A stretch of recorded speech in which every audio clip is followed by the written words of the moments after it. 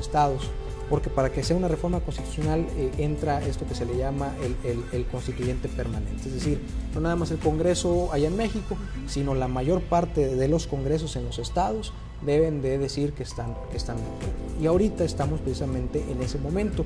Los congresos en los estados ahorita están iniciando regularmente sus periodos de sesiones y muy seguramente ya se estará comenzando a aprobar, esperemos, esta reforma.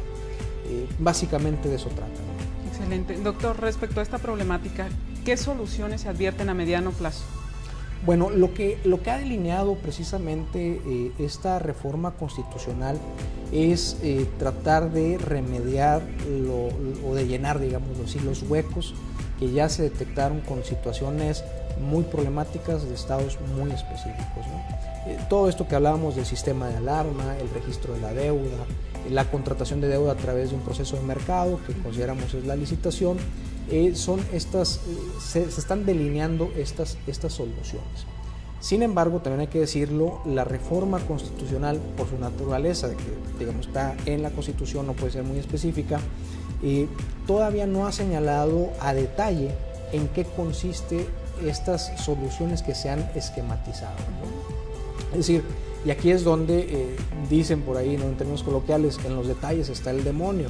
Es decir, en la gran reforma constitucional parece el tema avanza a favor de la transparencia, llenando, como dije, estos huecos que se han identificado, pero habrá que esperar una ley general de deuda y todo lo que tenga que ir reglamentando la parte de esta deuda, ¿no? Entonces, en el mediano plazo lo que hay es, digamos, el esquema general de soluciones, pero habría que ver ya en la normatividad secundaria cómo se está estableciendo para ver pues cómo vienen estas soluciones en particular. ¿Y cómo llegar a entender las soluciones, doctor? Y cómo llegarlas a entender, ¿no? Y ver si precisamente estas vienen a ser soluciones específicas, porque, digamos, desde la arena de la política pública, debemos de entender que no todo es una reforma legal, ¿no? Es decir, nuestra tradición mexicana y yo diría latinoamericana es que si tienes un problema, reformas una ley, ¿no? Y decía yo, y si hay un gran problema, reformas la Constitución.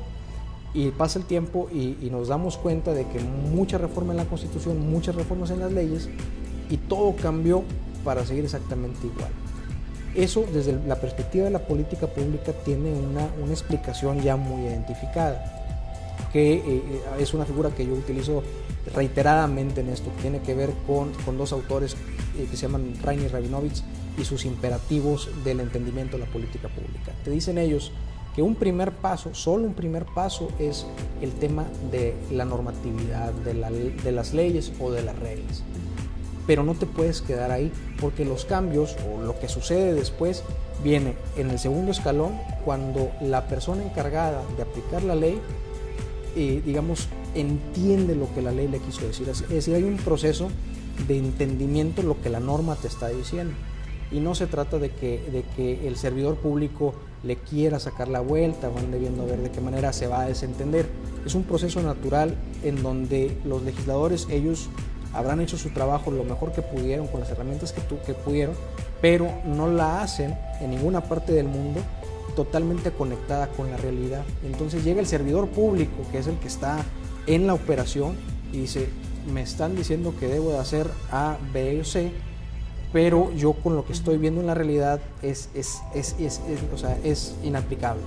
Entonces hay una interpretación que hace el servidor público siempre y en todas partes del mundo de lo que le dice la norma, y empieza, digamos, a ver cómo lo va a manejar. Y no nada más eso, hay una tercera parte, que es todos los servidores públicos encargados de aplicar la norma empiezan, digamos, a decirlo así, a voltearse a ver entre ellos y a ver a quién le están saliendo bien las cosas o quién se está equivocando, y empieza a haber ahí un ciclo de aprendizaje de lo que va desde la norma hasta la política pública. Y entonces, insisto, desde la perspectiva de la política pública, la norma, esta reforma constitucional o cualquier otra reforma constitucional, es solamente un primer paso en donde por lo general siempre de ese plato a la boca se cae algo de sopa, y ahí es donde digamos, la política pública le puede aportar a generar algo de valor y de, bueno, pues que si se va a caer algo de sopa de esa cuchara, que sea la menos posible, ¿no? Excelente.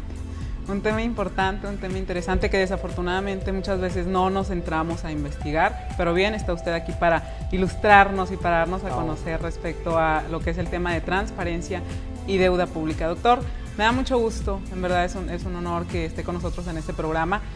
Así como hace 7 meses estuvo con el tema de transparencia y rendición de cuentas, pues hoy es el tema de transparencia y deuda pública. Próximamente vamos a esperar un tema igual de interesante e importante para toda la sociedad. Muchísimas gracias. No, al contrario, muchas gracias. Excelente. Desde que llegamos aquí, hay que decirlo, este fue uno de los primeros espacios en donde pudimos platicar y es importante. A mí me ha tocado en la calle escuchar personas que tienen muy buena referencia a este programa y bueno, parte de nuestro trabajo es también comunicar porque conocimiento que no se aplique, que no se transmite, pues es conocimiento que no sirve. Entonces de eso se trata, lo que estamos haciendo. Muchísimas gracias. Gracias. Antes de despedirme, Educación en Movimiento y CIFE nos invitan al curso taller Proyectos Formativos y Evaluación de Competencias, Transversalidad y Aprendizaje los días 27 y 28 del mes de septiembre. Este mes de septiembre, ya aquí en la ciudad de Hermosillo, pueden contactarse para inscripción a curso@cife.org.mx.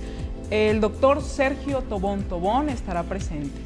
Mi nombre es María Antonieta Dávila. Como cada fin de semana, es un placer que nos hayan acompañado en esta hora de transmisión. Nos vemos el próximo sábado en punto de las 4 de la tarde. Excelente fin de semana.